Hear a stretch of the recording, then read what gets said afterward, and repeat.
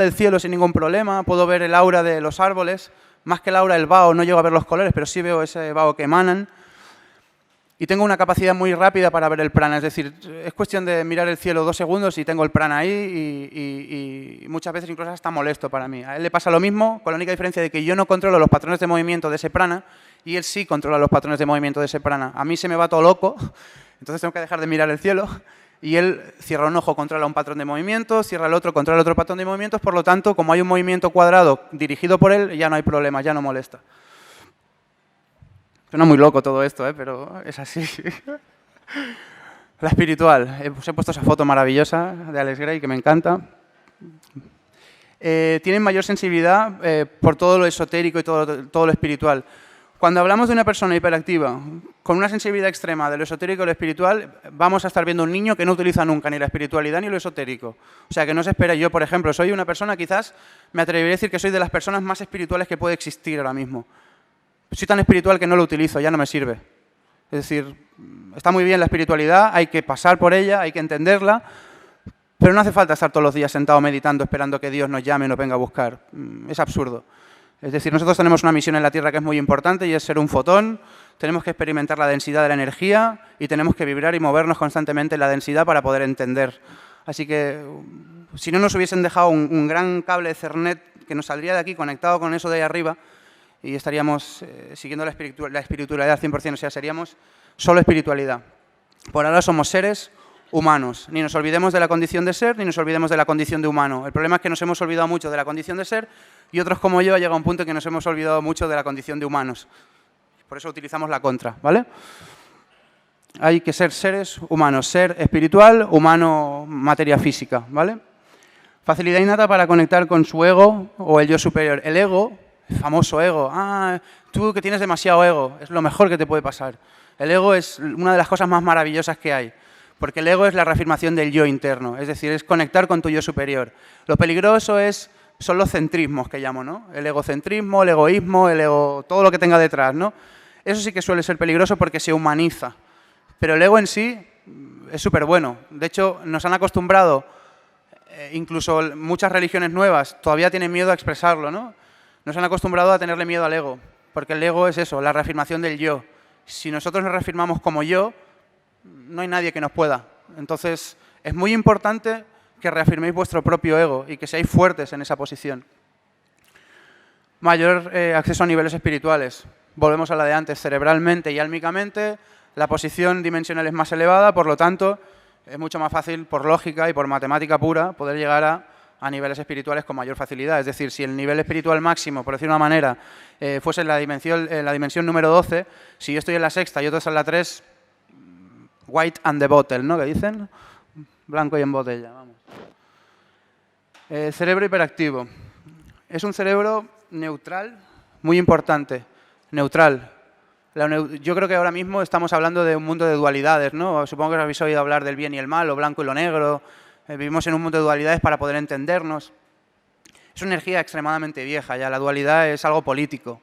Lo importante es la neutralidad, la conjugación de los dos hemisferios, entender que él, aunque no esté de acuerdo yo al 100%, es bueno igual que yo, y que ella, aunque esté al 100% de acuerdo, son igual de buenos que yo. Es decir, estoy en medio y me voy para cualquiera de los dos lados, soy flexible. Así que la neutralidad, el equilibrio, está en eso, en reagrupar los dos hemisferios.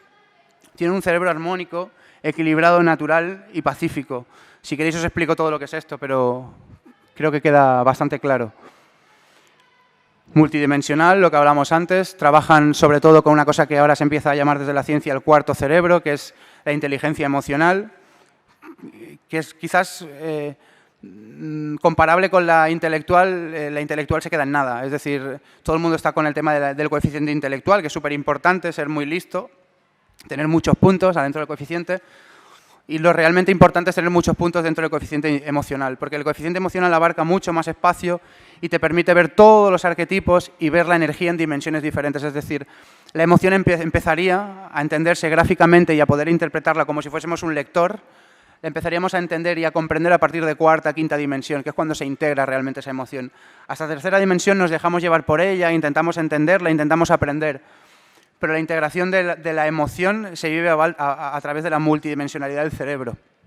Es decir, son códigos Son, como diríamos, como interruptores, ¿vale? Activan los códigos de aminoácidos del ADN, hay más codificación, por lo tanto, elevamos la vibración, elevamos la posibilidad del cerebro, elevamos una serie de cosas. Lo he puesto en mayúscula y en grande. Lo entendéis todos, ¿no? Requieren de una educación acorde a su potencial.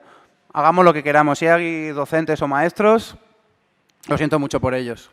Tienen que cambiar el sistema. No queda más remedio. No valen las excusas estas de, es que tengo 25 niños en el aula, es que desde arriba recibo mucha presión.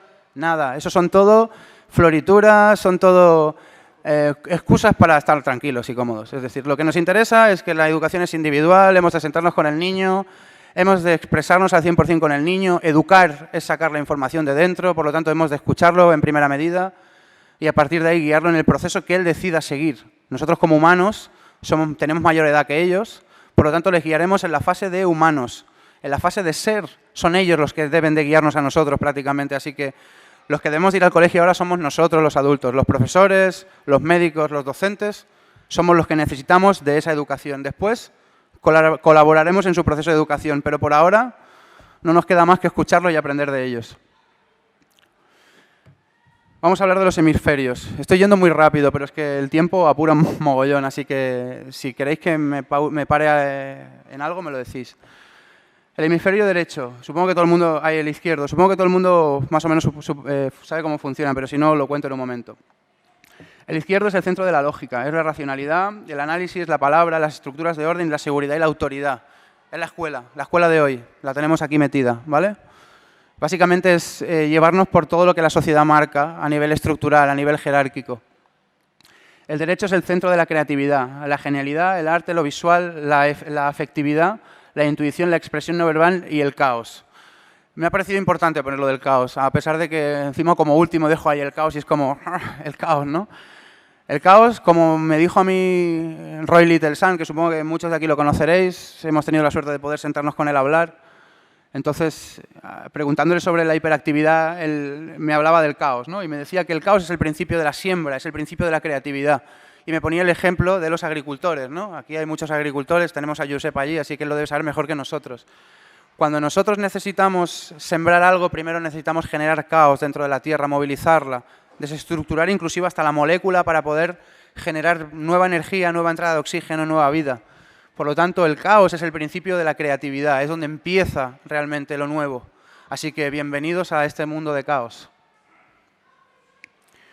La glándula pineal. La glándula pineal es, juntamente con la pituitaria, juntamente con el tálamo, con una serie de cosas, quizás es una de las cosas más importantes, porque ahora lo entenderéis. Ahora hablaremos, después de esto, de las radiofrecuencias. Captan una escala de frecuencias muy importante, que suelen ser una cosa que se llama las energías o las frecuencias sutiles, las que son de cuarta, quinta, sexta dimensión para arriba, que son secuencias extremadamente agudas que contienen muchísima información. Entonces, la glándula pineal funciona como una pequeña antenita que lo que hace es captar esos paquetes informativos inteligentes que mandan las radiofrecuencias y depositarlos como un nutriente dentro del cuerpo. Ya no solo como conciencia, sino como un nutriente, por lo cual me parece muy interesante.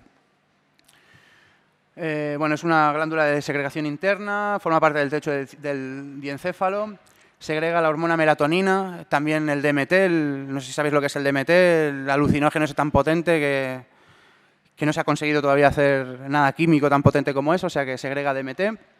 De hecho, hay una anécdota muy curiosa de Einstein. Einstein, cada vez que quería hacer teorías importantes o quería hacer estudios importantes científicos y no conseguía ese nivel de creatividad, él se sentaba a dormir y se ponía una bola de hierro en el pecho y al lado ponía 2 placas de hierro en el suelo.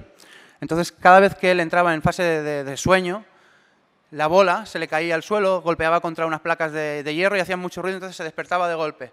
Automáticamente volvía a coger la bola, se la volvía a poner y así varias veces. Lo que conseguía con esto era segregar DMT. Cada vez que él se despertaba de golpe, pegaba una pequeña descarga de DMT y como es un alucinógeno, le hacía abrir distintos planos de realidades. Por lo tanto, entender la realidad desde otros puntos de vista y poder, a nivel científico, investigarlas. Así que, a pesar de que tenga un nombre un poco extraño, porque suena como una droga negativa, algo súper chungo, el DMT es controlado y conocido, es algo relativamente bueno, el ir creándolo, el ir segregándolo para poder entender conceptos de esta realidad. O sea, que tampoco estéis todo el día ahí segregando DMT, porque a lo mejor vamos a tener aquí, os vais a hacer discotequeros todos, pero sí que intentar ser conscientes de lo que estáis haciendo. Por ejemplo, muchos canalizadores. Yo me encuentro con muchos canalizadores que canalizan con un montón de entidades, creo en ellos, pero me doy cuenta de que no están canalizando con nada. La mayoría de veces están segregando tanto DMT que entran en una fase de alucinación tan grande que conectan consigo mismos y a partir de ahí no sé dónde van. Sin embargo, hay otros que tienen una conciencia y un control sobre esa segregación y sí que tienen la capacidad de conectar con entidades, con energías o con seres de otras dimensiones, ¿vale? Sí, es sensible a la luz y está relacionada con la regulación de los ciclos de vigilia y de sueño. Es decir, a través de la glándula pineal, por ejemplo, los niños absorben la luz del sol y acaban de complementar esa imagen, o sea, esa información que les va a ayudar a utilizar la glándula pineal y el cerebro como si fuesen unos ojos, sobre todo en los momentos en que ellos son muy pequeños y todavía no se guían por la vista. Se guían principalmente, instintivamente, por la glándula pineal. Y la glándula pineal se va estimulando y va recogiendo la información a través del sol, de los rayos ultravioleta, de los rayos gamma y una serie de rayos. Convierte la información lumínica en secreción hormonal, es decir, al final, tanto físicamente como neuronalmente, puede llevarnos a tener fases de equilibrio o desequilibrio, lógicamente. Por lo que os decía, actúa como una antena cuántica por la cual recibimos información que viene de las distintas radiofrecuencias.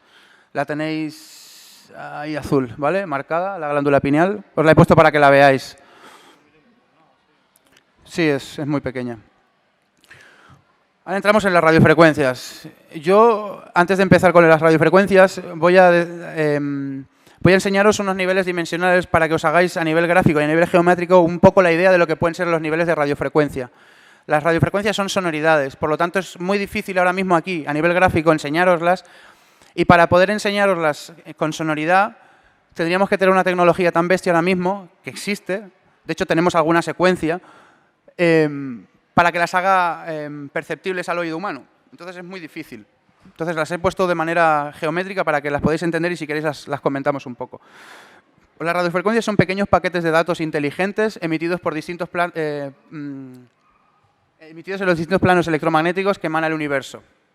No solo son las sonoridades del universo, las sonoridades que emana el Sol, que emanan los planetas, que emana el mismo aire cuando se mueve, los árboles, todo eso, sino que también, como vamos a ver ahora, bueno, esto da igual. Son los paquetes que también, o sea, esos paquetes de radiofrecuencia también los mandan las secuencias de colores, por ejemplo, las formas geométricas. ¿Qué quiere decir esto? Es que no... Más despacio. Vale. Las radiofrecuencias, básicamente también las podemos encontrar en los colores, en las formas, en los números. De hecho, es lo mismo. Una radiofrecuencia es un número, es un color, es una forma geométrica, es una figura. ¿Por qué empezamos a tener hiperactividad muchas veces en las escuelas? Déficit de atención. Precisamente porque cometemos este error que aquí está marcado. Por ejemplo, si yo ahora quiero enseñarle el número 3 a un niño pequeño, lo que no puedo hacer es encerrar el número 3 dentro de un cuadrado. Y con el color, por ejemplo, vamos a ponerle el rojo. Porque el rojo representa un número